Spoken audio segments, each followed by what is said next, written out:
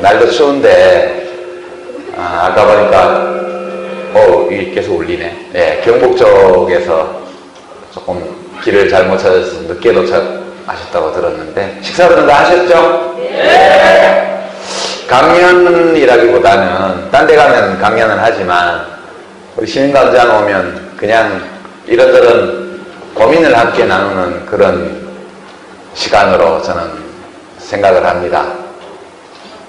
우선 원래 시민광장은 저 대통령 만들어주겠다고 시작하신 건데, 대통령 되는 길은 가물가물 안 보이죠?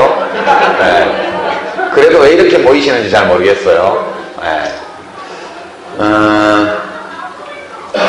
요즘 강연 다니면서 주로 제가 많이 하는 이야기가 이제 민주주의, 선거 이런 관련 이야기를 많이 합니다. 그런데 우리 시민광장은 선거운동을 가끔 하긴 하지만 그래도 선거운동 조직은 아니고 제 생각에는 고급 취미활동을 하는 조직 이야기.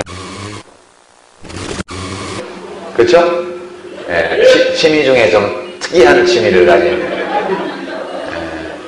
정치인 팬클럽을 취미 삼아 하는 것도 드문 일이지만 요즘 잘 나가는 정치인도 많은데 좀 한물 가가지고 별로 좋은 소리도 못 듣는 정치인 팬클럽을 계속 하신다는 거는 참으로 특이한 취향을 가진 분들만이 할 수 있는 게 아닐까 이렇게 생각합니다.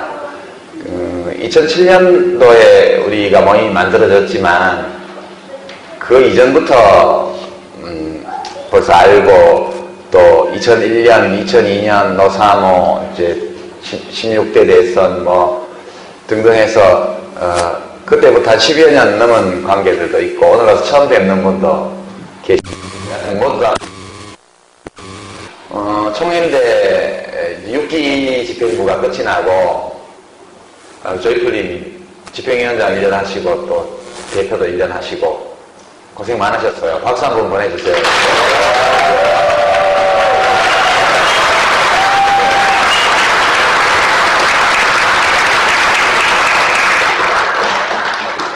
집행위원장께도 함께 드리는 박수입니다. 또 다음 1년 고생할 이제 돌다리님하고 아마 단독 후보라고 들었는데 됐겠죠 네. 그리고 도파민님은 제가 닉네임을 뇌계절하고 쓰시는 걸 보고 너무 좀 끔찍하다고 바꾸라고 그랬더니 저보고 지어달라 그래서 제가 도파민으로 지어드렸습니다. 도파민이 연애할 때 나오는 호르몬이라고 그러더라고요. 예. 마약을 할 때도 사랑과 마약은 인간의 뇌 속에서 똑같은 기능을 하죠. 황홀감 이런 거를 만들어내죠. 가끔은 정치인 팬클럽도 일시적으로 황홀감을 만들어낼 때가 있어요. 그죠? 예. 예전에 노사모 같은 경우도 늘 그렇게 즐거웠던 것은 아니지만 때로 믿을 수 없는 그런 승리를 이루었을 때 사람들이 제정신이 아닌 듯 그렇게 보이는 때가 들어 있었던 기억이 납니다. 의원 여러분들 1년에 한 번씩 이렇게 전국에서 오셔서 이렇게 만나고 또 지역별로는 체육대회도 하고 야유회도 하고 여러 가지 해서 또 보기도 하고 제가 강연 다니면서 뵙기도 하고 대부분 얼굴들하고 닉네임하고 일치는 못 시켜도 보면 안면은 다 낯익은 분들이 여기 와 계십니다. 제가 요즘 쓰는 책도 그렇고 강연도 그렇고 되게 두 가지 주제 가지고 강연을 합니다. 하나는 사는 게 뭐냐, 어떻게 살아야 되냐 이런 주제 하나 하고 두 번째 우리 삶에서 우리가 가지고 있는 이 민주주의 정치 제도가 어떤 의미가 있느냐 하는 거 두 가지가 주로 제가 하는 강연의 주제인데요. 우선 첫 번째와 관련해서도 여러분들께 꼭 한 말씀 드리고 싶은 것이 예전에 노사모에 보면 생업도 접고 모든 걸 다 바쳐서 노장을 위해서 했다 이렇게 이런 분들이 계셨잖아요. 근데 그것도 하나의 삶의 방식일 수는 있는데 그렇게 하면 그 그 지지를 받는 정치인이 되게 부담스러워요. 우리 노 대통령님 돌아가실 때 마지막 남긴 글에 보면 너무 많은 사람에게 신세를 졌다 그런 게 나오죠. 신세 진 사람 중에는 뭐 아주 다양한 분들이 있지만 그 중에는 또 그렇게 생업까지 접으면서 정치인 노무현을 위해서 뛰었던 사람들에 대한 부채의식도 포함되어 있었을 거라고 저는 생각을 합니다. 근데 저는 이제 정치를 하는 저도 그렇고 또 제 팬클럽에 함께하고 있는 여러분들도 그렇고 이 정치가 인생의 다는 아니잖아요. 아주 중요한 일부일 수는 있겠지만 이것이 다는 아니라고 봐요. 또 중요한 일부인 경우에도 이것이 단지 어떤 사명감이나 이런 것만으로 하면 좀 안 좋을 것 같다는 생각이 듭니다. 오래 못 가거든요. 오래 못 가고 또 뭐가 잘 안 되면 굉장히 후회를 하게 돼요. 하지 말걸 그렇게. 어떤 결과, 이 활동이 어떤 결과를 내든지 간에 후회하지 않으려면 이 활동 자체, 모임에 한번 오는 것, 어떤 시민행동에 함께 나서는 것, 조그만 돈을 후원하는 것에 이르기까지 이 모든 것들이 그 자체가 의미가 있고 또 자기 삶에서 즐거운 일이어야 오래 할 수도 있고 즐겁게 할 수도 있고 의미도 있을 것 같고 또 후회가 없을 거 아니겠나 그런 생각이 저는 많이 듭니다. 그래서 여러분들이 모두 다 이제 자기 생활을 아주 건실하게 하면서 이제 정치인 팬클럽, 뭐 시민운동 이런 데 참여하시는 것이 굉장히 좋은 일이고 또 그렇게 하고 계시리라고 생각이 들어요.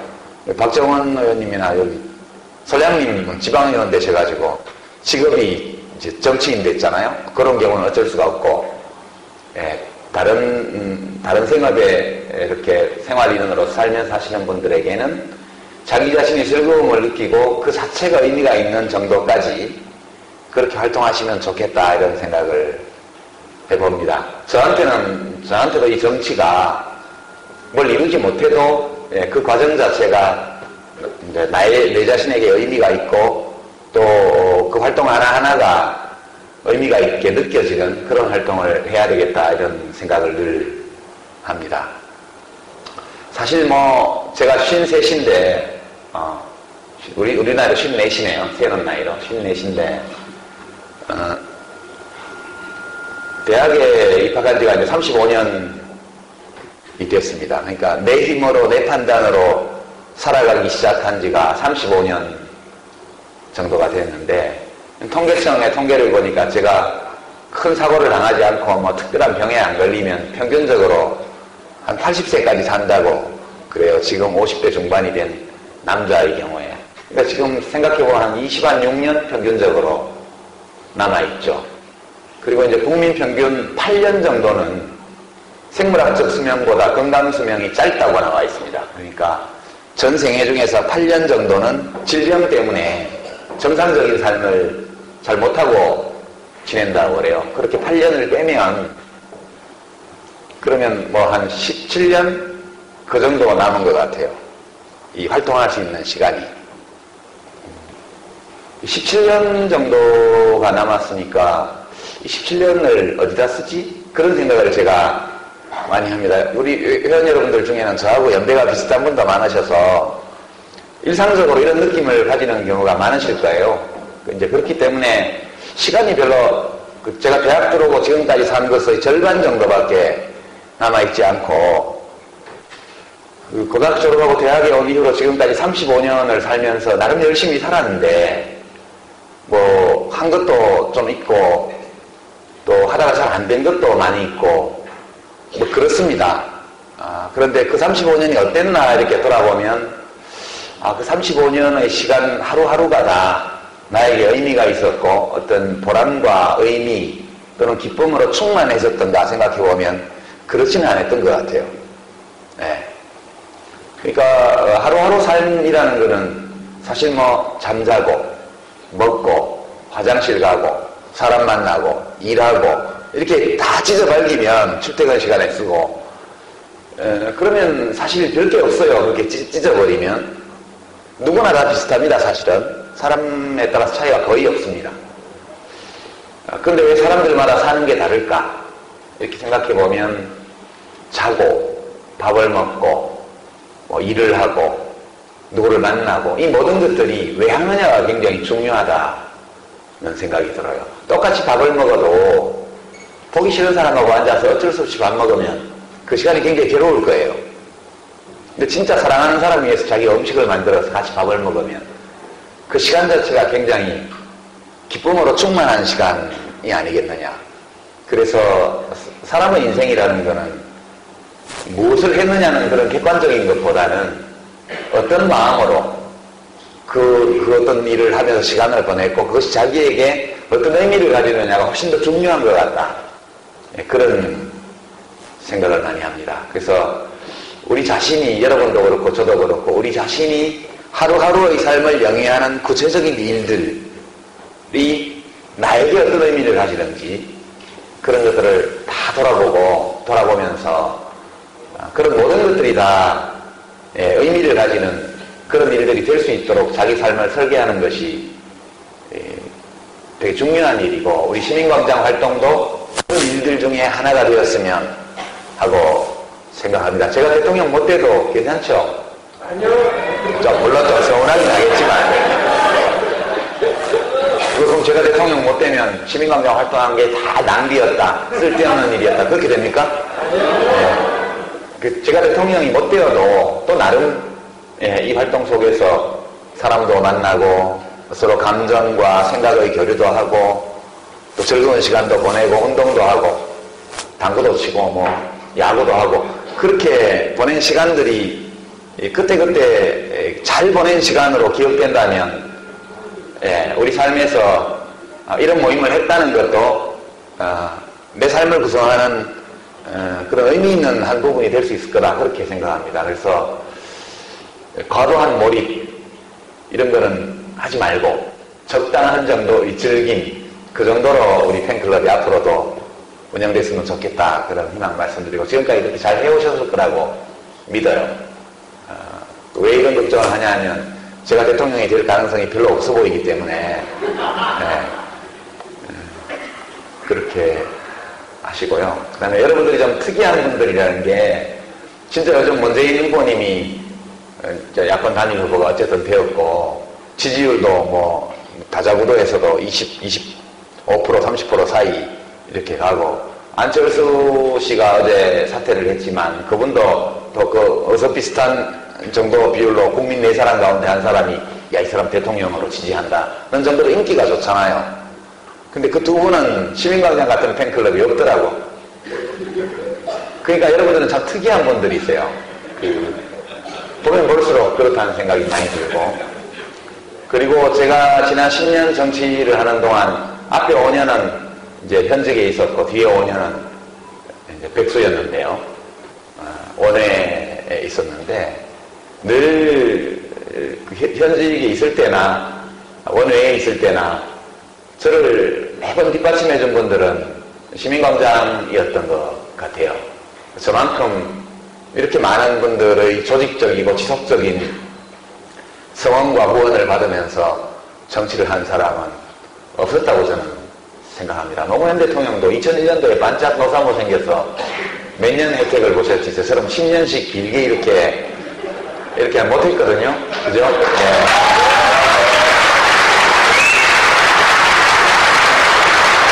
정말 개인적으로는 너무나 고맙게 받아들이고 그리고 이 좋은 에너지 이렇게 잘 나갈 때나 망했을 때나 상관없이 어떤 정치인을 지켜보고 성원하고 또 뒷받침해주고 또 그것만 하신 게 아니라 여러분들 뭐 시민단체들하고 연대해서 지역에서 봉사활동이나 이 시민운동 같은 것도 많이 하셨잖아요. 시민단체 바자회에서 시민광장이 바자회 하면 비싼 물건 팍팍 산다고 인기도 좋다는 얘기도 제가 들었고 돈 냄새가 어디로 나갔는지 시민광장 재정 넉넉하다고 후원을 바라는 단체들이 많이 찾아오기도 하고 그랬다고 제가 들었습니다. 그러니까 여러분들의 에너지가 저 하나만을 향한 것이 아니라 사실은 우리들 각자의 마음속에 있는 좀 더 좋은 대한민국, 좀 더 좋은 나라, 좀 더 훌륭한 사회 그리고 더 많은 자유, 더 확실한 정의, 이런 공동체의 선을 향한 갈망, 소망, 이런 것들이 저를 통해서 일부 부분적으로 표출된 거라고 저는 생각합니다. 맞죠? 예.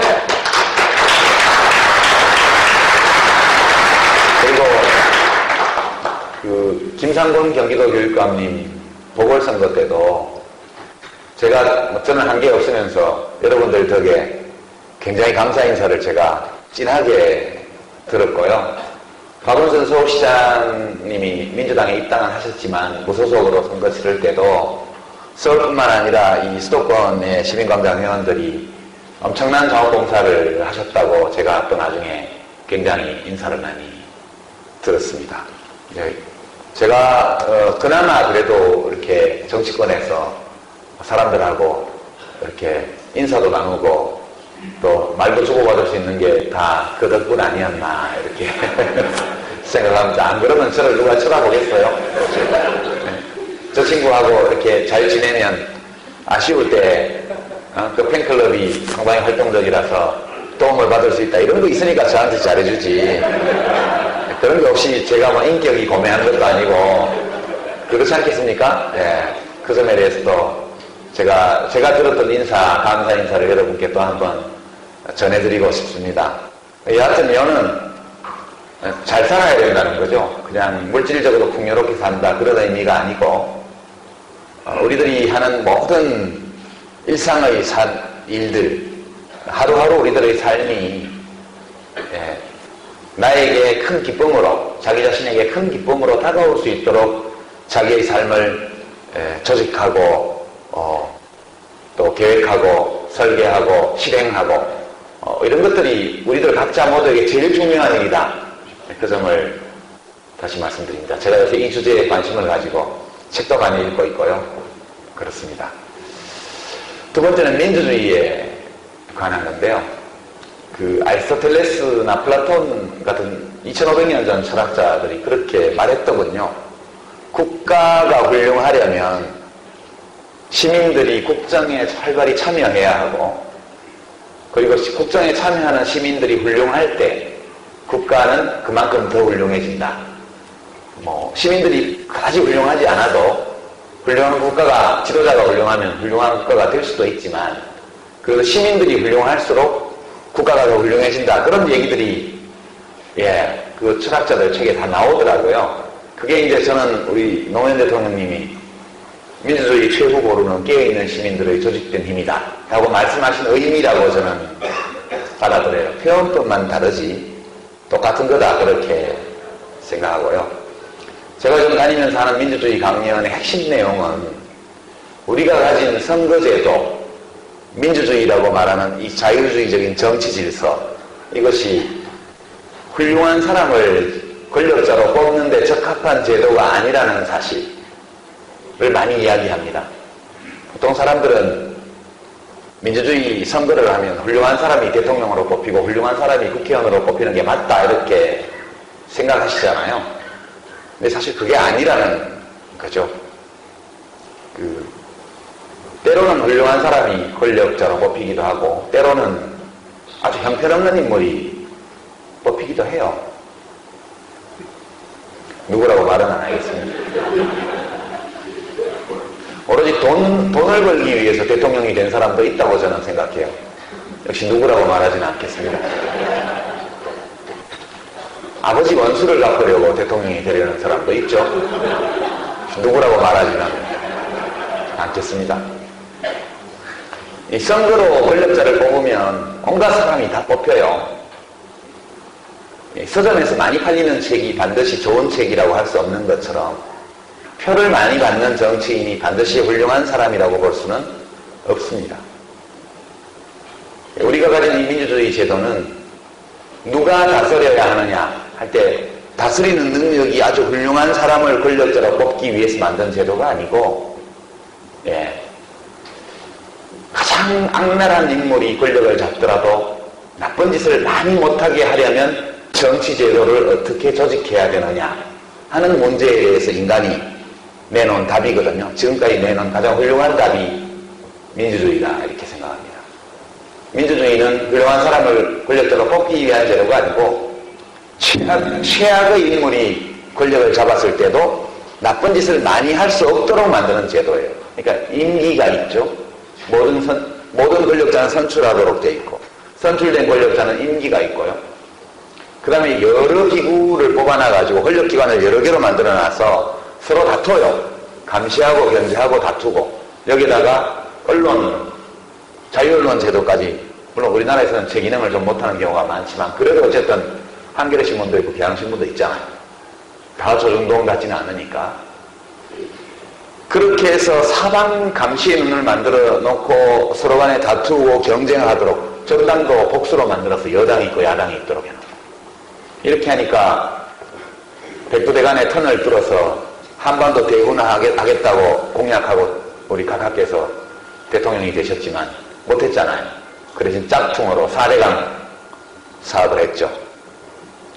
그리고 뭐 사람들 다 잡아가고 싶어도 기소하면 법원에서 거의 대부분 다 정치적 기소권에 대해서 무죄 판결이 났죠. KBS 정연주 사장부터 시작해서 뭐 촛불 네티즌들, 시민단체 활동가들 등등 해서 그 정치적 목적으로 기소를 한 사람 대부분이 무죄 판결을 받았습니다. 해직된 시국선언 교사들까지. 이런 게 다 권력 분산이 권력을 분산하고 서로 견제하게 함으로써 지금 청와대에 계신 분은 되게 나쁜 사람이잖아요. 저는 그렇게 생각해요. 사람이 되게 나빠요.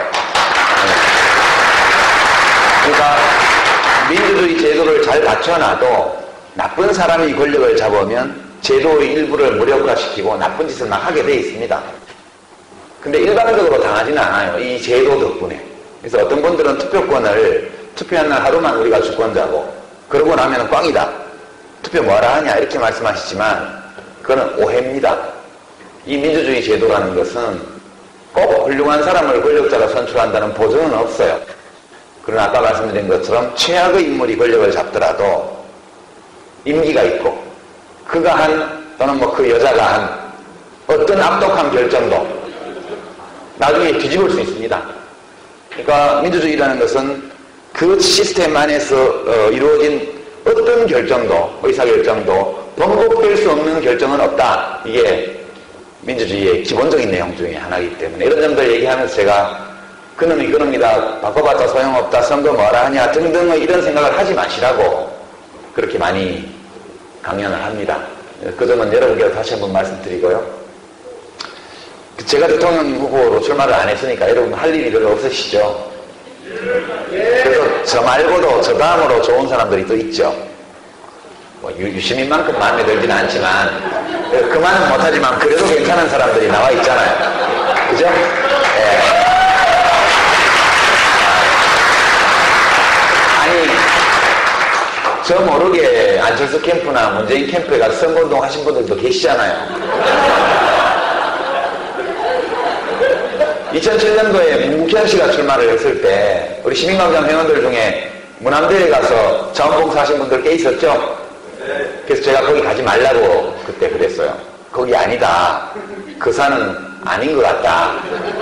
그래도 말려도 꾸덕꾸덕 가시더니 몇 달 못 돼가지고 역시 아닌가 봐요 그러면서 다시 돌아오던데요. 아마 여러분들 제가 대통령 출마를 안 했지만 그래도 누가 됐으면 좋겠다 이런 게 있을 거예요. 그죠?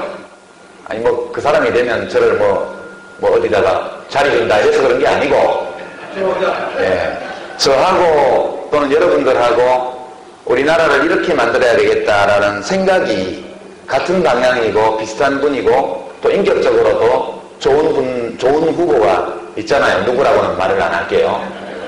혹시 선관위에서 와서 녹음하는지 몰라서. 선관위만 생각하면 우리나라는 자유국가가 아닌 것 같아요.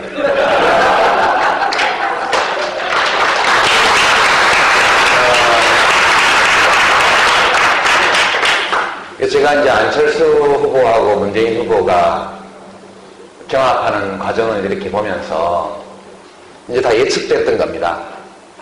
안철수 후보 출마 선언을 할 때부터 예측됐던 거거든요. 그래서 제가 안 후보 출마 선언 하던 날 트위터에다가 고맙고 안쓰럽다 이렇게 썼죠. 굳이 그분이 뭐 정치 안 해도 훌륭한 분이고 훌륭하게 살아오셨고 앞으로도 훌륭하게 살 분이시잖아요. 근데 개인적으로 아쉬움이 하나도 없이 사회 속에서 얼마든지 기여하고 공헌하면서 존경받으면서 살 분이 이 험한 정치 바닥에 뛰어들었으니까 정치를 하고 있던 저희 같은 사람들이 볼 때는 너무 고맙죠. 그런 좋은 분들이 정치로 많이 들어오시면 기존에 좋은 마음으로 정치하고 있던 사람들이 짐이 덜어지기 때문에 굉장히 고마운 일이라고 저는 받아들였고요. 동시에 그분이 출마를 하면 한 이후에 겪게 될 일들을 생각하니 정말 눈물이 앞을 가려서 제가 안쓰럽다 이렇게 썼습니다. 그때 그 말의 의미를 여러분들은 이해하셨죠 이미? 예. 다른 유권자들, 시민들은 이게 무슨 의미일까 잘 이해를 못해서 트위터로 저에게 질문도 많이 하셨어요. 그러니까 후보 단일화를 둘러싸고 민주당 후보하고 이렇게 경쟁하게 되리라는 것, 그것은 처음부터 자명한 일이었고요. 민주당이 그냥 양보를 하거나 혹은 자기들이 패배할지도 모르는 규칙으로 단일화를 하는 일은 절대 있을 수 없다. 민주당은 반드시 99.999% 정도 자기들이 이기는 것이 확실한 룰만 합의를 할 거다. 그렇게 예측했기 때문에 그 과정에서 조직이라든가 어떤 네트워크가 부족한 안철수 후보가 굉장한 고통을 겪게 될 것으로 저는 예측을 했습니다. 그래서 그리고 이제 그 안철수 후보가 문재인 후보를 상대로 그 단일화 룰을 가지고 줄기차게 대립하는 걸 보면서 저는 속으로 저분이 합의가 안 되면 사퇴하겠다는 결심을 하고 있는 것 같다는 느낌을 받았습니다. 왜냐하면 단일화 안 하면 역적이다 그런 말이 사방에서 들리잖아요. 그리고 민주당 후보하고 경쟁을 하면 굉장히 괴로워요. 민주당은 오래된 정당이고 실력이 있는 정당이고 민주당의 네트워크는 어려움부터 시작해서 시민사회단체, 제야의 시민사회에 이르기까지 아주 넓게 펼쳐져 있습니다. 그리고 아무리 객관적으로는 중립을 내세워도 인적 네트워크가 민주당 중심으로 야권은 전부 되어 있기 때문에 모든 압력이 다 똑같이 가해지더라도 문재인 후보님은 이걸 받아줄 수 있는 당 조직이 있는 반면 안철수 후보는 혼자이기 때문에 자연인 안철수 혼자서 그 모든 사회적 압력, 정치적 압력을 다 견뎌내야 돼요. 그래서 저 싸움을 저렇게 독하게 하는 걸 보면 저 사람 마음속에는 합의되지 않으면 내가 등록을 포기한다 라는 생각이 있지 않나 저는 그렇게 추측을 했었습니다. 제가 2010년 경기도지사 단일화 때 생각을 해보면 그때 저도 마찬가지였거든요. 그때는 제가 문재인 후보 위치였고 그랬습니다. 지지율이 적합도면에서 제가 압도적으로 앞섰죠. 상대 후보 경쟁력 조사를 하면 가상대결 조사를 하면 비슷하고 한나라당 지지층을 빼고 나머지 도민들에게 단일 후보로 누가 좋겠냐 물으면 제가 김진표 후보보다 15% 정도 더 많이 나올 때입니다. 그때가. 그러니까 민주당이 그 규칙을 가지고는 단일화를 하면 100점 100패이기 때문에 절대 합의가 안 된 거예요. 그리고 나서 선거인단을 모아서 하자. 그래서 어쩔 수 없이 우리가 받아들였죠. 현장 투표만 하지 않는다면 받아들이겠다. 전화 투표한 거 아닙니까? 김진표나 유시민이요. 그리고 일반 도민 여론조사는 가상대결로 했거든요. 그때 제가 이 가상대결을 하면 안 된다. 가상대결 조사는 비윤리적인 측정 도구다. 여기서 나를 지지하는 사람들이 여론조사 전화를 받으면 김문수, 김진표 이렇게 물어보면 김문수 이렇게 대답해야 내가 이기는 조사고 김진표 지지자는 유시민, 김문수 이렇게 물으면 김문수 이렇게 대답해야 김진표 후보가 유리한. 말하자면 선량한 유권자들의 의도적인 비윤리적 전략적 행동을 유발하는 조사 방식이기 때문에 이런 방식으로 단일화를 한 사례도 그때까지 없었고 비윤리적이어서 한번 전례를 만들면 두고두고 문제가 될 거다. 이걸 하지 말아라. 그랬더니 그때 지금 단일화 협상팀에 이모 의원, 우모 의원 등등 다 있지 않습니까? 그분들이 그거 아니면 안 한다고 그래서 할 수 없이 우리가 받아들였던 거거든요. 그러니까 안철수 캠프에서 그거 2010년 단일화 때 유시민하고는 했는데 왜 당신들 안 받아들이냐 그랬다고 그래요. 근데 그분들도 오해한 게 제가 그걸로 하자고 한 것처럼 오해를 한 거예요. 저는 그거 절대 안 된다고 그랬어요. 제가 분리해서라기보다는 그 방식이 비윤리적인 측정 도구이기 때문에 안 된다고 했던 거거든요. 근데 민주당에서 뻑뻑 우겨가지고 할 수 없이 그걸 했던 건데 안캠프에서도 그걸 제가 하자고 주장해서 민주당이 받아들인 것처럼 오해를 하고 있었고요. 민주당에서는 심지어 제가 하자고 해서 해준 것처럼 그렇게 거짓말을 해요. 자기들이 하자고 해서 제가 어쩔 수 없이 받은 거거든요. 그렇게 해놓고 이제 와가지고는 가상대결 조사는 비윤리적이고 그래서 못하겠다 이렇게 해서 안철수 씨를 공격을 했죠. 그 제가 똑같은 사람이에요. 그 얘기한 사람이 2010년에는 그거 해야 된다고 그러고 이번에는 그거 하면 안 된다고 그러고 그리고 공론조사도 안철수 씨가 얘기한 것은 이치에 안 맞았죠. 자기 후원자 절반, 펀드 투자자 절반에 민주당 대의원 절반 이렇게 하자 그러면 이거는 말이 안 돼요. 하려면 담쟁이 펀드 투자자 1000명, 안철수 펀드 투자자 1000명 동수로 해서 거기는 양쪽 다 후원한 분들도 있고 두 사람을 다 좋아하는 분들이 있기 때문에 이분들을 선거인단으로 구성해서 TV 토론을 하고 조사를 하면 그거는 민심에 반영이 돼요.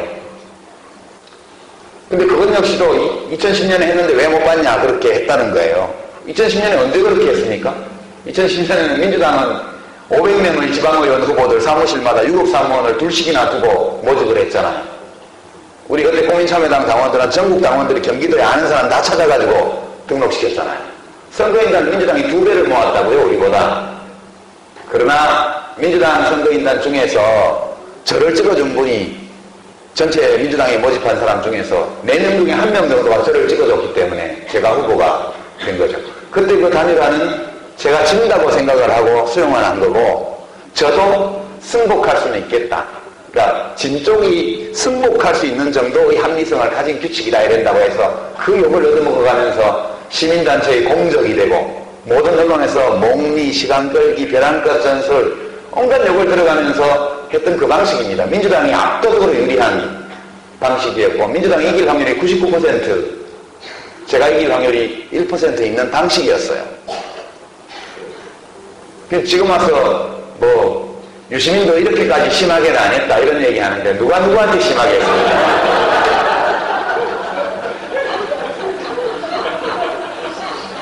정말 민주당이 저에게 심하게 했어요. 그때 그 단일화라는 것은 엄청난 거대 조직을 가지고 있는 민주당 후보에게 압도적으로 유리한 방식이었고 가상대결 조사가 왜 1% 차이가 났냐 하면 실제로 다른 조사에서는 2%, 3%밖에 차이가 안 났어요.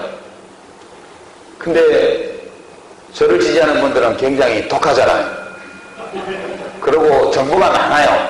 그러니까 이 여론조사는 엉터리로 대답해야 우리가 좋아하는 사람이 된다. 이렇게 해서 거짓말로 답변했잖아요. 3% 정도가.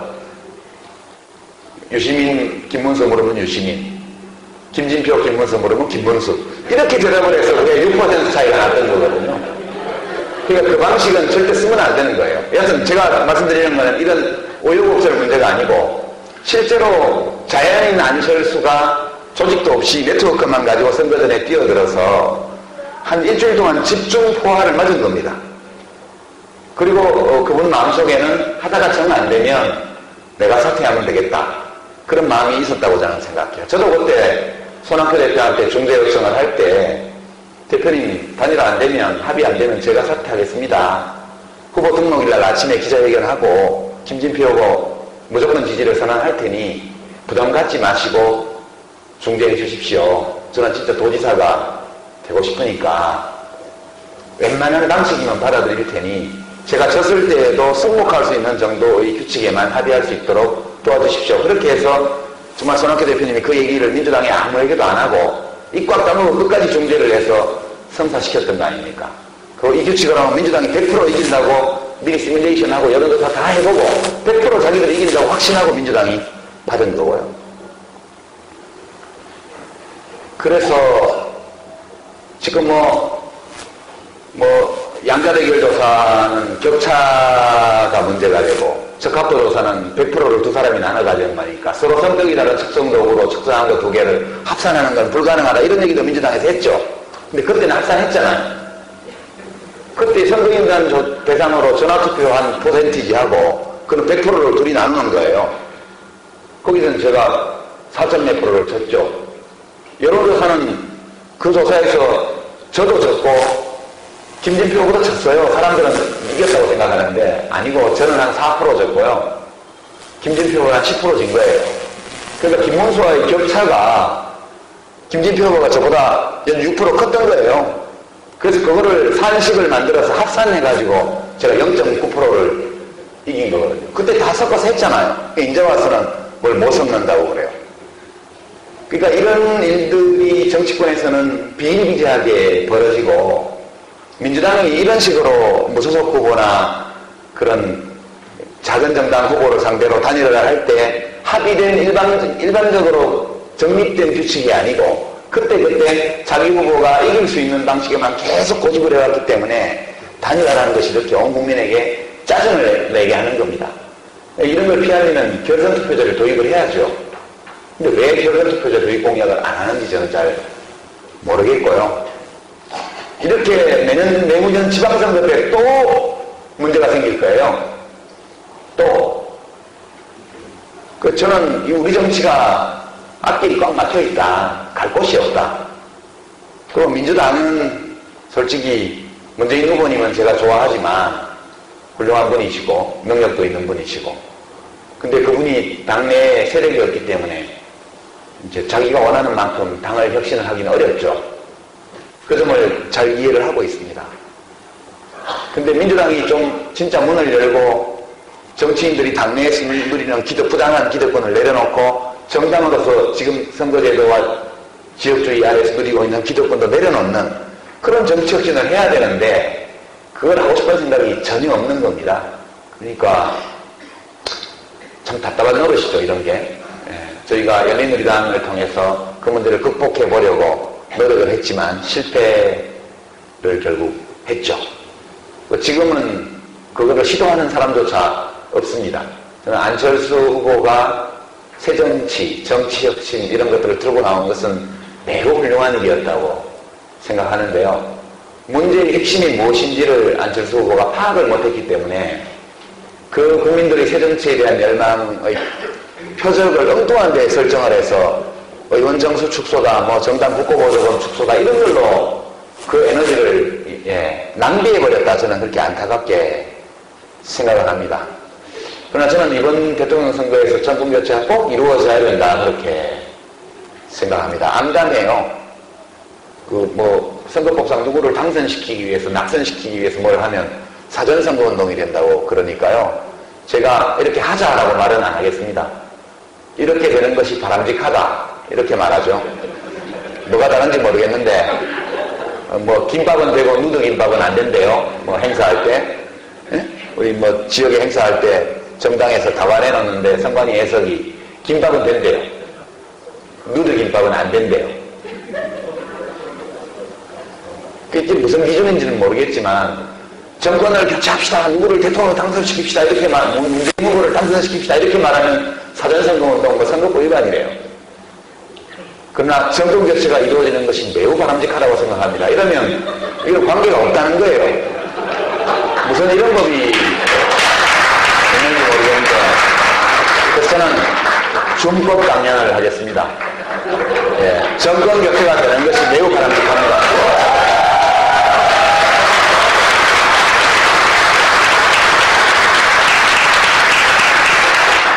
그리고 단일화 그러니까 이 민주주의 제도라는 것이 있고 훌륭한 사람이 권력을 가지게 한다는 보증은 없지만 그렇다면 우리는 이 민주주의 정치 제도를 가지고 국가를 더 훌륭하게 만들기 위해서 뭘 해야 될까? 이 제도가 훌륭한 사람이 권력을 가지는 것을 보증하지는 못한다 할지라도 그러면 좀 더 훌륭한 사람이 권력을 가질 가능성을 높게 만들기 위해서 우리는 이 제도 아래에서 어떻게 해야 될까? 그 고민이 우리가 해야 될 고민이라고 생각해요. 시민들이 똑똑하고 깨어있고 훌륭하면 훌륭한 만큼 더 훌륭한 사람이 권력자로 뽑힐 가능성이 많아지죠. 그러니까 훌륭한 시민들이 참여를 많이 할수록 역시 훌륭한 사람이 권력을 가질 확률이 높아집니다. 서로 더 많은 국민들이 잘못 판단해서 한때 훌륭하지 않은 사람을 권력자로 뽑았다 하더라도 훌륭한 시민들이 다방면으로 정치에 참여하면 할수록 이 나쁜 사람이 못된 짓을 많이 할 가능성이 줄어드는 거죠. 그러니까 반드시 훌륭한 사람이 권력을 가지도록 보증하지 않는 이 민주주의 정치 제도 속에서 되도록 훌륭한 사람이 권력을 가지도록 노력하는 것이 시민 참여의 목적이다. 저는 그렇게 생각합니다. 이번 대통령 선거에서도 당연히 그래야 되겠죠. 그래서 저는 지금 이제 심상정 후보 선대위원장인데 지금 회의를 하다가 왔습니다. 이제 또 마치고 가서 또 회의를 해야 되는데요. 이제 고민은 이런 것이죠. 여러분들 중에는 뭐 저와 같은 당에 몸을 담은 분도 계시고 아닌 분도 계실 거고요. 또는 뭐 진보정의당이 아닌 다른 정당의 당원인 분도 뭐 계실 수도 있죠. 저는 그렇게 생각합니다. 시민광장은 그런 걸 배제하지 않으니까요. 저만 좋아하면 되잖아요. 네, 그러니까 여기는 뭐 당적이 달라도 상관이 없고 당적이 없어도 관계없고 그건 전혀 무방하고 오로지 정치인이 시민을 저는 죄송합니다. 조금 이따 전화 드릴게요. 죄송합니다. 이거 제가 조처를 안 해놔가지고. 근데 이제 고민이 제가 이제 지지율이 제일 높았을 때 한 15% 좀 넘어갔던 적이 있어요. 기자들이 엄청나게 찾아오더라고요. 그 유력한 대권 주자신데 뭐에 대해서 한 말씀 자꾸 물어보니까 제가 감당이 안 돼서 저 안 유력한데요. 맨날 그러고 도망을 다녔습니다. 누가 물어보면 제가 그 말했던 기억이 나실 거예요. 제 지지율은 노무현 대통령의 유산이 그걸 받아가는 사람이 없어가지고 저한테 가등기가 돼 있는 거다. 그러니까 이 유산을 받을 적합한 사람이 나타나면 이 유산을 받아갈 거다.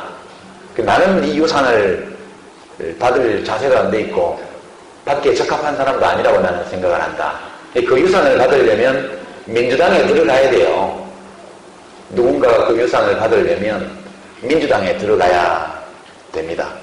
민주당은 민주당 몫의 유산을 받아갔고 거기 민주당에는 갈 수 없는 유산이 저한테 가등기가 돼 있었고 문재인 후보님이 민주당에 들어가셔서 제가 가지고 있던 잠시 보관하고 있던 노무현 대통령의 유산을 민주당이 받은 유산에 합쳐서 지금 야권 단일 후보가 되신 것이다. 저는 그렇게 생각합니다. 괜찮죠? 네. 작년 이맘때 어느 모임에서 이 문제로 논쟁을 했습니다. 이제는 제가 다른 자리에서 한번 말씀드렸는데요. 저는 그때 이렇게 판단을 했죠. 저보다는 문재인 노무현 전 이사장 당시에 문재인 실장님이나 김두관 지사님이나 이런 분이 민주당에서 대권 도전을 하는 게 훨씬 좋을 거다 그렇게 이야기를 했어요. 그분들은 민주당 국회의원들하고 그렇게 대립해 본 적이 별로 없거든요. 두 분 다. 저는 가서 그걸 하려면 자존심도 굽혀야 되고 술도 많이 먹어야 되고 옛날 일 가지고 속으로 잘못했다고 생각도 안 하면서 옛날에는 죄송합니다 이런 얘기도 해야 되고 인간적으로 못하겠더라고요. 저는 한 사람 한 사람은 전부 다 얽힌 이야기들이 있고 과거의 기억을 가지고 있어요. 그러니까 그것들을 다 풀어나간다는 게 너무 끔찍해서 제가 그 자리에서 자꾸 저보고 그렇게 하라고 하기에 제가 왜 군대를 2번 갑니까? 한 번 갔다 왔는데 네? 가기 싫다. 실장님이 하십시오. 그랬더니 문재인 실장님이 나는 정치를 안 하는 사람이고 귀하는 정치를 하는 사람이잖아. 하는 사람이 해야지. 그래서 제가 아니 군대 간 사람 또 가라 그러고 안 간 사람은 안 가면 그런 게 어디 있습니까? 그랬더니 이제 이창동 감독님이 옆에 있다가 군대 2번 갈 수도 있지 뭐 그러시더라고요. 그래서 왜 군대를 2번 가요? 그랬더니 전쟁 나면 군대 2번 가잖아. 뭐 지금 전쟁 났어요. 전쟁이라고 할 수 있지. 그러시더라고요. 그래서 내가 더 전투력이 왕성하고 실력 좋은 자원이 있는데 왜 한 번 갔다 온 사람 또 보내냐. 그렇게 딱 1년 전인 것 같아요. 작년 가을에. 지금보다 날이 좀 덜 추웠을 때인데 그때 그렇게 감론을 박으면서 저는 문재인 실장님이 그 일을 하셔야 된다. 인품도 굉장히 좋으시고 국정 경험도 저보다 더 폭넓게 많으시고 또 국민들 속에도 안티가 거의 없고 민주당 정치인들과도 척진일이 없고 제가 가서 하려면 해체공사부터 해야 되잖아요. 낡은 건물이 있는데 그거 뜯어내는 것부터 거기다 새로 세워야 되는데 너무 힘들다. 문재인 이사장님 같은 경우에는 빈 공터에 가서 집을 짓기만 하면 되기 때문에 왜 꼭 내가 해야 되느냐. 이제 이런 얘기를 주고받았고 그게 지금 현실이 되어 있습니다. 저는 문재인 후보가 대통령이 될 것이라고 생각합니다. 물론 우리 문재인 대통령님은 우리 노무현 대통령님만큼 사람을 확 땡기는 매력이 있는 분이 아니에요. 그렇죠? 예. 저만큼도 그런 매력은 없죠.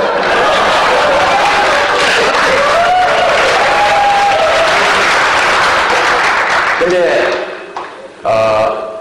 저는 노무현 대통령 임기 말쯤에 여론조사 지표를 보니까 청와대에서 한 거 안티 비율이 60%가 넘더라고요. 저는 저보다 더 높은 분들이 정동영 의장님은 더 높고요. 그 당시에 이해찬 총리님도 더 높고요. 한명숙 총리님도 저 못지 않더라고요.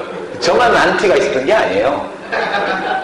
근데 유독 저만 안티가 많은 것처럼 이야기가 되어 있었고 민주당 안에는 확실히 저한테 대한 안티가 많죠. 근데 우리 문재인 후보님은 보면 안티 비율이 15%밖에 안 되잖아요. 최근 데이터를 봐도. 그리고 이번 단일화 국면에 쭉 대응하는 과정, 민주당 경선을 해나가는 과정에서 문재인이 아니고 문대인, 대인배, 경선 투표 해야 된다, 그러니까, 그래, 합시다. 그렇게 하고. 뭐 하자, 그러면, 합시다. 그리고, 그렇게 오면서 굉장히 폭이 넓고, 저처럼 뾰족하게 이게 옳습니다 해서 싸우는 그런 방식으로 정치를 하시지 않으셔서, 안티가 굉장히 적어요. 대통령 선거는 51%를 얻어야 되기 때문에 안티가 적은 사람 중에 높은 지지를 받는 사람이 되는 게 맞죠. 저는 제가 대통령이 될 수 없을 거라고 생각해요. 여러분이 서운하셔도 이것은 역사적으로 경로의존적으로 한번 이렇게 형성이 되면 그 없애기가 대단히 어려워요. 저는 그것이 해소될 가능성은 거의 없다. 여러분들은 좀 이야기를 들으면 또 서운하실지 몰라도 근데 뭐 대통령 안 되면 어때요? 재밌게 살면 되잖아요. 그렇지 않나요? 네. 서운하셔도 그래도 문재인 후보가 대통령이 되시면 유시민이 대통령이 된 거와 비해서 한 70% 정도는 좋잖아요. 100%까지는 아니더라도 세상에 100%가 있어요. 좀 70%라도 괜찮은 거죠. 그렇게 해서 저는 단일 후보가 되셨기 때문에 자원봉사를 다들 하셨으면 하는 말씀드리고요. 다만 제가 몸담은 당에 대통령 후보가 계시잖아요. 저는 심상정 후보 선대위원장인데 다른 직책이 아무것도 없으니까 이제 꼭 기사를 쓸 때 심상정 후보 선대위원장이 써달라고 하도 언론에서 안 써주니까 그렇게 하고 있는데 지금 고민이 안철수 후보의 사태가 지금 초래한 상황이 뭐냐 이렇게 생각해보면 지금은 야권의 위기 상황이라고 저는 생각해요. 어떤 분들은 안철수 후보가 그렇게 혼자 기자회견을 하지 말고 문재인 후보하고 단독회동을 요청을 해서 두 분이서 밀실에서 한 2시간 차도 마시고 이야기를 나눈 다음에 나와서 환하게 웃으면서 우리 합의로 정치적 결단으로 문재인 후보를 하기로 했다. 이렇게 했더라면 더 좋았을 것이다. 이렇게 말씀하시는 분들 있죠. 근데 그건 지나친 요구죠. 그 정치의 영역에서는 거기까지 기대하기는 좀 어렵습니다. 어제 그 일 정도를 한 것만 해도 안철수 후보가 굉장히 훌륭한 결단을 하신 거라고 생각하는데요. 다만 이것이 합의된 룰에 의해서 경쟁으로 단일을 한 것이 아니고 또 정치적 합의로 결단으로 합의해서 단일화를 한 게 아니고 안철수 후보의 이 독자적인 사태로 결과적 단일화가 된 거거든요. 그래서 이게 심각한 야권의 위기 상황을 야기하는 것으로 저는 받아들입니다. 아시는 것처럼 안철수 후보가 가상대결에서 박근혜 후보보다 앞서는 결과가 많이 나와 있죠. 그 이유는 안철수 후보가 사실은 박근혜 후보와 문재인 후보의 중간점에 있기 때문이죠. 이른바 스윙 보터라고 그래서 미국 선거에서 지난번에 스윙 스테이트라고 그래서 이렇게 공화당에서 민주당하고 몇 주가 넘어가면 정권이 넘어가잖아요. 그런 것처럼 박근혜 후보와 문재인 후보 사이를 왔다 갔다 하는 유권자는 별로 많지 않아요. 그러나 박근혜 후보와 안철수 후보 사이를 왔다 갔다 하는 유권자가 꽤 많이 있습니다.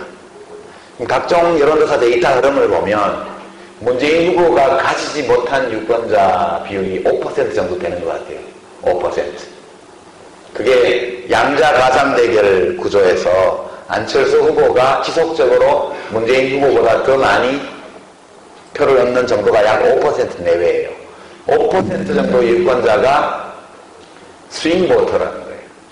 한나라당, 새누리당하고 야권 사이를 왔다 갔다 하는. 문 후보님은 이걸 못 가지고 있어요. 민주당 소속이기 때문에. 그리고 한편으로는 무당파층의 지지자들이 안철수 후보를 통해서 야권 단일 후보 쪽으로 와 있었죠. 지금 이렇게 일방적인 사태이기 때문에 이 두 유권자 집단이 어떻게 할지가 굉장히 불확실합니다. 무당파층의 안철수 지지자, 안철수 후보를 통해서 야권 단일 후보로 와 있던 이 지지층이 다시 무당파층으로 부동층으로 돌아가 버릴 위험. 안철수이기 때문에 안철수 후보가 야권 단일 후보일 경우에 지지하겠다는 의사를 밝힌 한 5% 내외의 유권자들이 다시 박근혜 쪽으로 가버리거나 지지 후보 옥성으로 빠져버릴 위험, 이런 것들이 있죠. 그러면 대선은 지는 거죠. 이것을 못 막으면 집니다.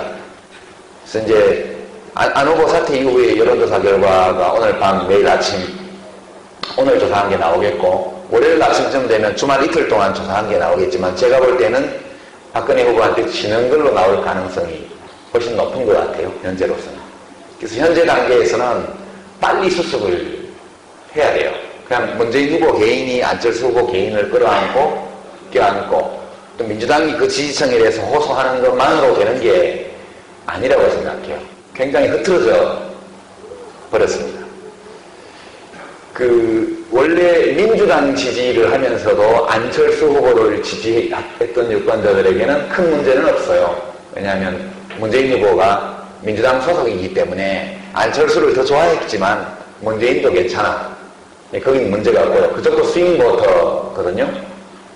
그 다음에 이제 진보정당 쪽과 민주당 사이를 왔다 갔다 하는 스윙 보터들이 또 있었습니다, 원래. 근데 이제 이 유권자층은 통합진보당 사태를 계기로 해서 진보정의당은 거기서 나와서 반성하면서 새 출발을 하겠다고 했지만 그래도 같은 잘못을 그 안에 있을 때 반성하냐 안 하냐 차이는 있지만 그죠? 한쪽은 우리는 안 했다고 계속 주장을 하고 있고 쟤들이 했다 이렇게 얘기하고 우리는 모두 다 했어 모두 다 함께 책임지자고 했는데 자기는 책임 안 지겠다고 한 사람들이 통합진보당에 나갔고 우리는 나와서 진보정의당을 했다 이렇게 얘기를 하지만 유권자들, 국민들이 볼 때에는 다 잘못한 거거든요.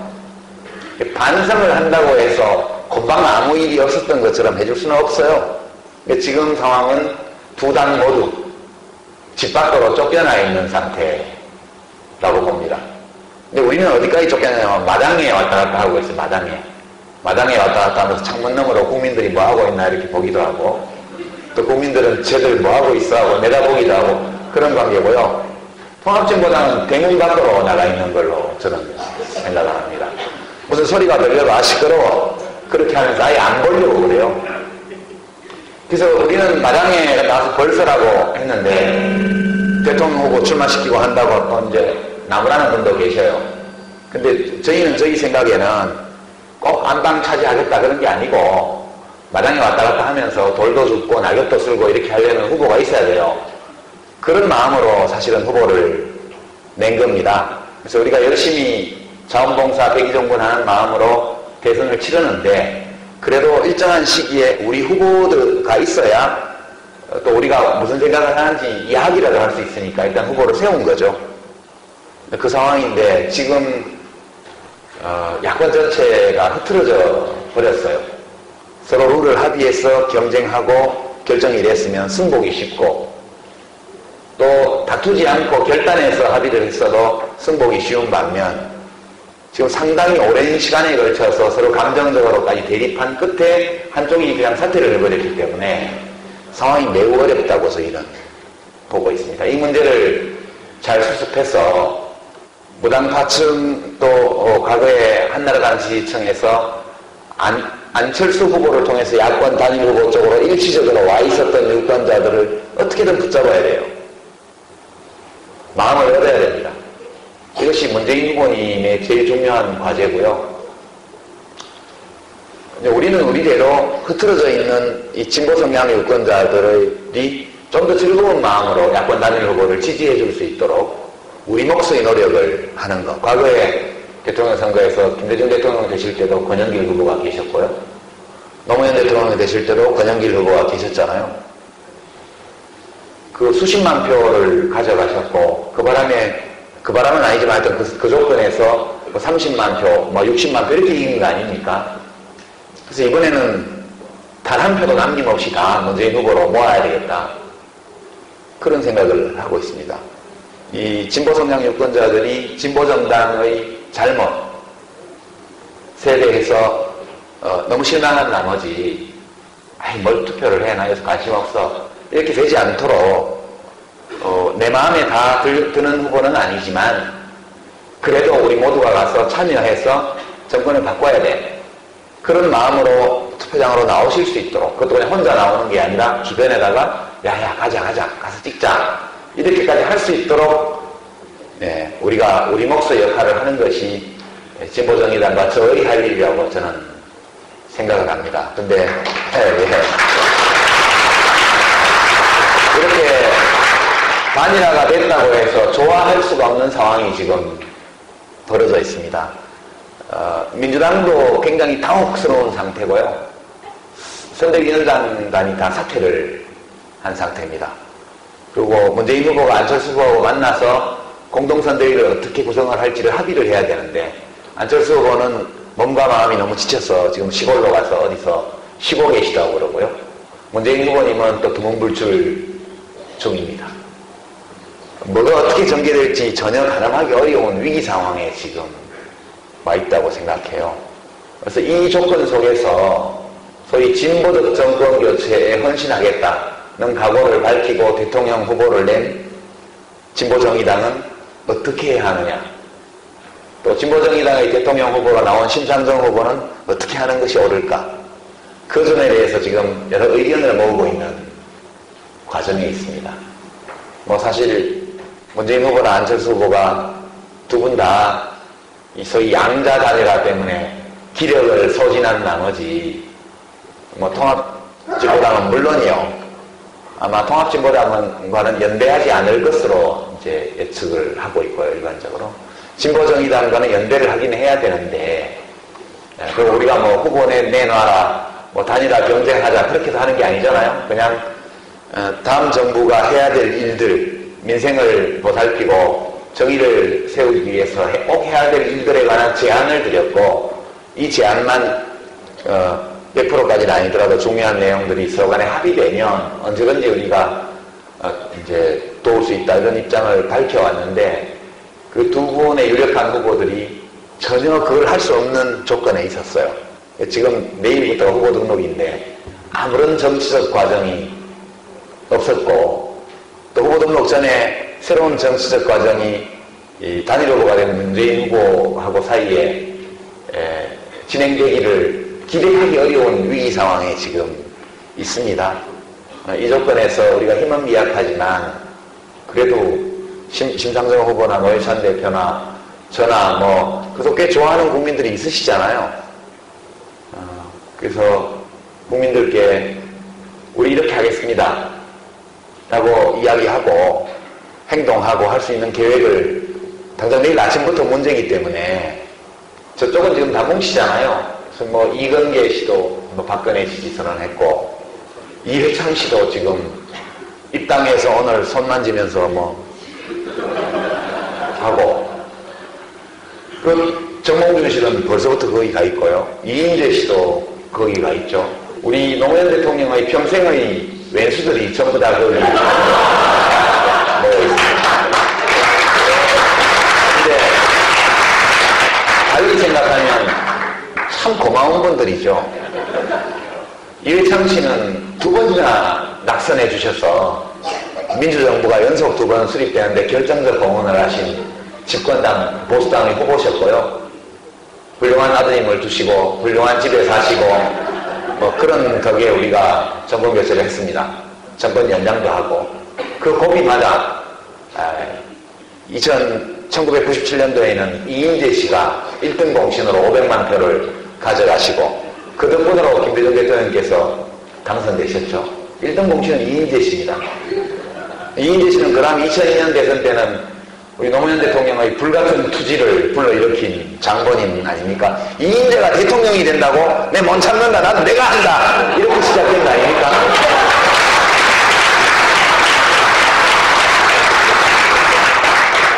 그 기회주의자는 포섭의 대상이지 지도자로 모실 수 없다. 이게 우리 노무현 대통령의 정치 철학 중에 하나였기 때문에 야당을 하다가 보수당으로 다시 집권당으로 갔다가 다시 거기서 경선불복하고 뛰쳐나와서 출마했다가 다시 또 야당으로 넘어온 이런 사람이 대통령 후보가 된다는 거는 이거는 애들한테 교육을 어떻게 시키냐 이래서 출마하신 거 아니에요 처음에. 그래서 후보 토론할 때 네거티브 쓰지 말라고 그렇게 말씀드려도 이인재 씨만 봤다 하면 눈에서 불이 나가지고 대책이 없었어요. 네, 거기다가 정몽준 씨는 또 노무현 대통령 당선 과정에서 지지율이 21%밖에 안 됐어요. 노무현 대통령이 단일화 당시에. 근데 그 단일화를 성공시켜서 지지율을 50% 넘게 올려주고 그리고 또 집권하기 6시간 전에 자진해서 또 권력을 내놓고 사라지셨다. 그러니까 정몽준 씨는 이제 2002년 대선의 최대의 자원봉사자. 사실 그분만 빼면 제가 자원봉사자 중에는 이건데 정몽준 씨는 못 당하죠. 그분도 거기 있고 거기 이회창 씨까지 다시 들어온 거 아닙니까? 구태 중의 구태, 과거 연합으로 지금 됐습니다. 그러나 어쨌든 보수 진영은 다 저렇게 똘똘 뭉치고 있어요. 최대한으로 역량을 뭉치고 있거든요. 반면 이쪽 진보개혁 진영은 이렇게 어수선하잖아요. 그래서 이 어수선한 분위기를 빨리 끝내고 다시 마음의 통합을 이루어내고 정권교체를 할 수 있다는 희망을 살려내고 우리 지지자들 사이에 밝은 분위기를 만들어내고 적극적으로 생활공간 속에서 문재인 후보를 야권 단일 후보로 세워서 전파해내고 밝은 분위기를 만들어 나가는. 지금 그게 좀 부족하거든요. 1997년 대통령 선거를 한의 선거라고 얘기합니다. 김대중 대통령이 이긴 동력이 그 호남 지역에 그 반세기 동안 차별받아온 그분들의 이 토대가 되어서 뭐 4번의 도전 끝에 대통령이 되신 거예요. 2002년 대통령 선거는 혼의 승리였다고 얘기합니다. 정말 노무현 후보와 우리 노 후보를 지지했던 시민들이 혼을 다해서 선거운동을 했습니다. 2007년 대선은 뭐였냐? 그거는 사기질 대선이죠. 내 지갑이 두둑해질지 모른다는 사행심에 잠시 이성을 잃은 유권자들이 입만 열었다 하면 거짓말치는 정과 14번 후보를 대통령으로 뽑은 게 2007년 대선입니다. 여러분 사기당할 때 왜 당합니까? 사기꾼이 능력이 있어서만 사기를 성공할 수 있는 건 아니에요. 사기당하는 사람이 여행을 가라는 심리가 있을 때 사기를 당하거든요. 그러니까 어떻게 대통령이 내 지갑을 두둑하게 해줘요? 대통령 참모라면 몰라도. 대통령이 자기 참모의 지갑은 두둑하게 해줄 수 있을지 몰라도 국민의 지갑을 두둑하게 해준다고 이렇게 공갈을 치는 건 다 거짓말이에요. 이번에도 시뻘건 색깔을 두르고 나온 후보가 동네마다 플랜카드 붙여서 거짓말을 엄청나게 하고 있죠, 지금.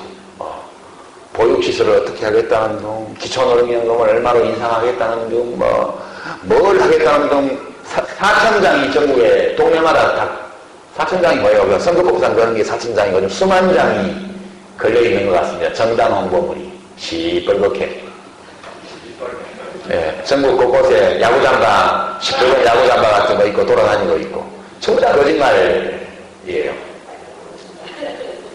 지금 부자 감세 철회도 안 하겠다고 하는 사람들이 어디서 돈을 만들어서 그걸 합니까? 제가 볼 때는 박근혜 씨가 대통령이 되면 명박산성보다 10배 높은 공안 통치가 재등장할 가능성이 매우 높다, 저는 그렇게 생각해요. 그래서 꼭 정권교체가 돼야 된다, 그렇게 생각하고, 지금 이 흐트러져 있는 야권의 분위기를 어떻게 바꿔내고 어떤 터닝 포인트를 만들어서 다시 한번 사람들의 마음이 밝은 쪽으로 가고 긍정적인 기운이 국민들 사이에 생기고 이렇게 할 수 있을까? 뭘 우리가 하면 조금이라도 도움이 될까? 그 논의를 오늘 밤에 해서 내일 아침까지는 결정을 해야 됩니다.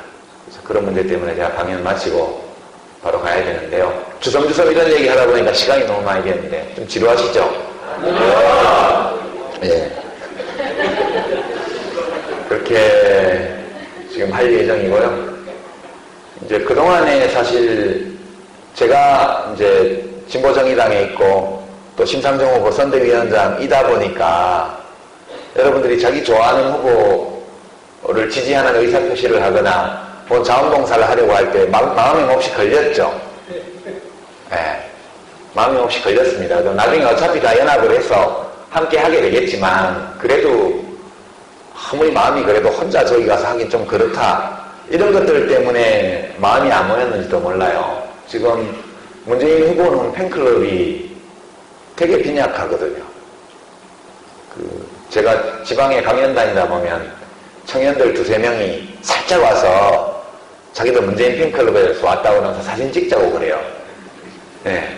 근데 기속말로 문재인 팬클럽이에요, 이렇게 얘기해요. 그 시민광장 행사거든요, 되게.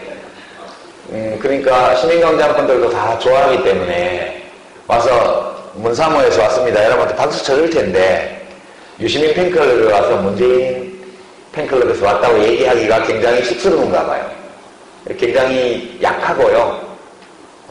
그 노사모도 옛날 같지가 않고 그렇기 때문에 민주당 당조직으로 선거운동이 안 된다는 거는 다 아시잖아요. 예나 지금이나. 그때로부터 10년이 지났지만 달라진 것이 하나도 없죠. 그래도 그 당을 보고 할 것이 아니고 이제 문 후보하고 안 후보하고 일단 어쨌든 단일화가 됐으니까 야권 단일 후보 문재인을 보고 이제 자유롭게 그렇게 하셔도 괜찮을 거라고 저는 생각해요. 저도 연합이 다 되면 저도 선거운동을 해야 될 거 아니에요. 그렇게 좀 진행될 수 있도록 이렇게 잘 해나가겠습니다. 이제 마무리를 해야 될 시간인데요. 여러분들을 뵈면 아까 감사하다는 말씀을 여러 차례 드렸는데 굉장히 또 죄송해요. 왜냐하면 시민광장이 만들어지고 나서 뭐 한 것 중에 된 게 하나도 없어요, 제가. 우선 막 만들어지자마자 그때 대통합민주신당 대통령 후보 경선 나갔는데 첫 주말 경선에서 4등 해가지고 무대 위에서 안 내려오고 바로 사퇴 선언하고 이해찬 후보 지지했는데 또 이해찬 후보도 후보가 안 됐잖아요. 그리고 대선은 530만 표 차이로 왕창 깨졌죠. 그리고 그 다음에 또 대구 와서 선거운동들 굉장히 열심히 하셨는데 더블 스코어로 떨어졌잖아요. 저의 인격이나 역량이 주호영 씨의 2분의 1밖에 안 되는지 몰라도 여튼 66대 33으로 정확하게 절반으로 낙선을 했죠. 그 대통령 돌아가시고 여러분들 또 장례식 할 때 고생들 하셨고 또 각 지역에서 분향소 차리고 운영하고 수고들 많으셨어요. 그래서 2010년 경기지사 선거 때 또 신나게 전화보다해서 했는데 그때 뭐 예선 통과는 했는데 여러분들 덕에 본선 가서는 또 우리 마음대로 되는 게 아니니까 또 안 돼버렸죠. 또 김해을 재보선 때도 또 열심히 하셨는데 터널 디도스에 막혀가지고 또 안 돼버렸죠.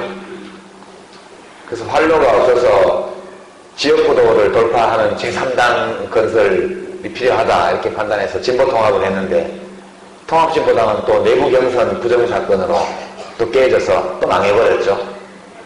지금 진보정의당은 또 그렇잖아요. 이 당이 잘 된다는 보장은 없지만 또 함께 그 당에서 나온 사람들이 같이 당을 하자고 하는데 또 의리가 있지 같이 얻어맞고 했는데 그냥 매도 같이 맞고 한 사이인데 버려두고 갈 수는 없잖아요. 힘 못해서 또 뭘 해야 된다 해서 하고 있는데 잘 안 되고 있잖아요.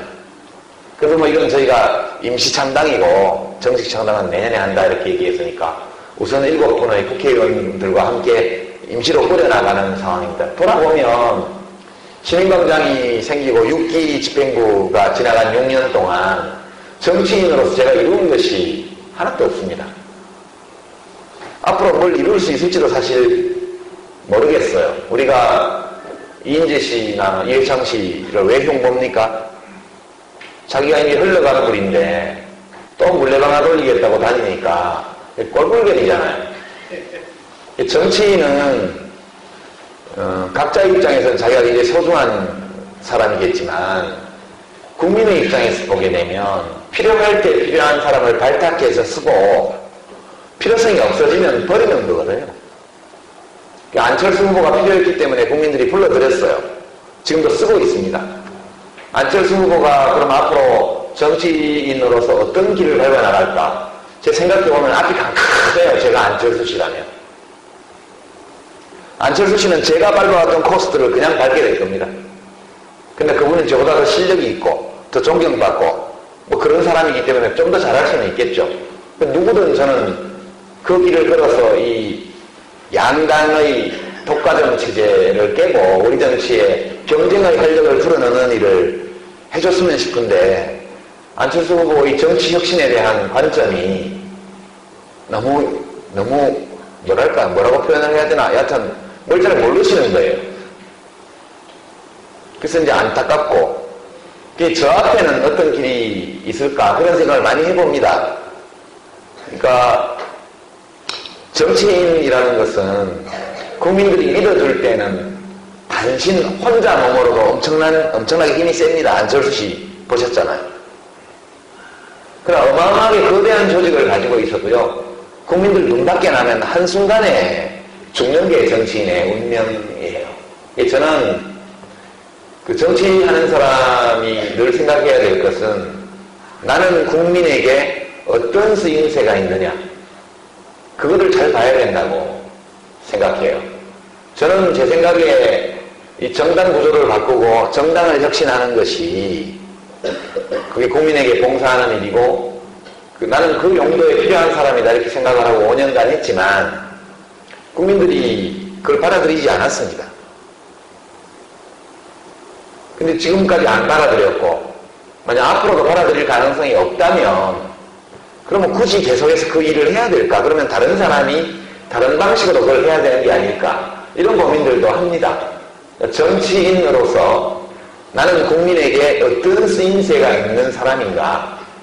이걸 계속 생각하고 있습니다. 팬클럽 회원들하고 노는 거야 좋죠.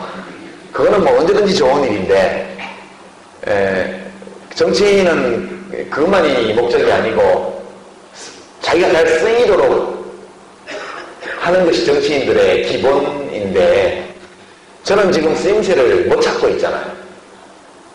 그래서 여러분들도 좀 고민해 보시고 저도 고민하고 우리가 뭐 노무현 대통령 같은 분은 못 될지라도 이인재 같은 사람은 되지 말아야죠. 그죠? 이해창 씨 같은 사람이 돼도 안 되잖아요.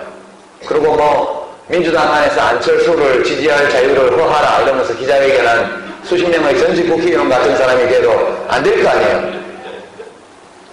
일할 때는 확실히, 떠날 때는 깔끔하게, 나설 때와 물러갈 때를 아는 정치인이 필요하잖아요. 만약 나의 쓰임새를 도저히 못 찾겠다 그렇게 생각하면 정치를 그만하는 것이 저는 좋다고 봐요. 아무 쓰임새가 없는데 자기가 계속 쓰임새가 있다고 주장하니까 며칠 전 TV에 새누리당 정당 연설로 김경재 씨가 나와가지고 막 하더라고요. 제가 보면서 저거는 잉여인간이지, 잉여인간. 아무짝에도 쓸모없는 거예요. 국민들은 필요를 하지 않는데 자기 혼자 쓸모있다고 해가지고 박근혜한테만 쓸모가 있지 누구한테 쓸모가 있어요 그게? 정치하는 사람들이 제일 위험한 거는 자기 주관에 빠지는 거예요. 실제 자기가 어디에 쓰일 사람인지를 생각을 안 하고, 그게 제일 문제라고 보고, 저는 제가 여러분들과 함께 이루어보려고 했던 그런 제3당의 꿈, 지역구도와 소선구구제가 결합해서 정치를 하려면 그 두 당 아니면 안 된다. 그리고 그 두 당은 새로운 경쟁자가 안 나오기 때문에 국민민복과 무관한 것들을 가지고 싸우고 실제 중요한 것은 내버려두는 이런 단합구조를 계속 유지하고 있어서 정치 혐오감이 깊어지고 국민들의 삶이 어려워지는 이런 문제를 극복하기 위해서는 정당과 정당 체제를 혁신해야 된다. 저는 그렇게 늘 지난 10년간 주장해 왔는데 결국은 아직은 국민들이 이것을 안 받아들이시는 것 같아요. 저는 그렇게 판단합니다. 또는 국민들이 필요하다고는 인정을 하지만 다른 사람이 다른 방식으로 받아들일지도 모르죠. 좀 기대를 사실 속으로 좀 했는데 이야기나 좀 들어보고 하시지 누구 얘기를 듣고 그런 걸 정치혁신이라고 내놓으셨는지 전 너무너무 안타까웠어요. 그리고 그 안철수 씨에게 투사되었던 새정치에 대한 열망, 열정 이런 것들이 이렇게 무산되고 흐트러지는 걸 보면서 정말 안타까운 마음을 가누기가 어려워요. 제가 너무 비관적으로 얘기를 했는데요. 왜 이렇게 말씀드렸냐면 뭐 안 될 거야 라고 생각하다가 뭐가 되면 좋잖아요. 근데 뭐가 될 거야 라고 하다가 뭐가 안 되면 정말 힘들다고요. 그래서 우리 아무것도 안 될 거야 라고 생각하고 저 개인적으로는 유한국의 개인연원은 아무것도 안 될 거야 그렇게 생각하고 일을 해보면 그렇게 하다가 뭐라도 하나 되면 되게 좋을 거 아닌가 이런 생각 때문에 때로는 뜻을 높게 두고 큰 희망을 가지는 것도 필요할 때가 있지만 지금은 국민들의 희망을 높게 보고 우리들의 희망은 작게 가지고 그렇게 해서 이 시기를 잘 헤쳐나가면 저는 내년 2월 25일 날은 좀 끔찍하잖아요. 어떤 분이 대통령이 되면 그죠? 외신에 뭐라고 하겠어요. 우리나라에서 보게 되면 필리핀 같으면 독재자 마르코스의 딸이 대통령 된 거고 뭐 페루로 치면 후지모니 딸이 대통령 된 거고 이탈리아로 치면 무솔리니 외손녀가 수상된 거고 독일로 치면 누구의 손자가 연방총리 되는 거 비슷하잖아요. 누구는 너무 끔찍한 사람이라 말은 안 하겠습니다. 여하튼 AP 같은 외신에서 후보 소개할 때 독재자의 딸 그렇게 다 나오잖아요. 그래서 정말 청와대에 계신 각하가 그토록 소중히 여기시는 국격과 관련해서 있을 수 없는 일이다. 그렇게 생각하면서 남은 4주의 기간 동안 저도 뭐 자유롭게 지금 뭘 할 수는 없는 입장입니다만 그래도 없는 거 가지고 봉사할 수는 없으니까 우리들 각자가 자기가 가진 것으로 나름의 기여를 해서 12월 19일 날 밤에 어디서 만납시다. 광화문에서 만날까요? 서울광장에서 만날까요? 만나서 소주 마시면서 징징 우는 그런 12월 19일 말고요. 노란 풍선 들고 와서 다시 한번 날리는 그런 12월 19일까지 그렇게 각자가 하려고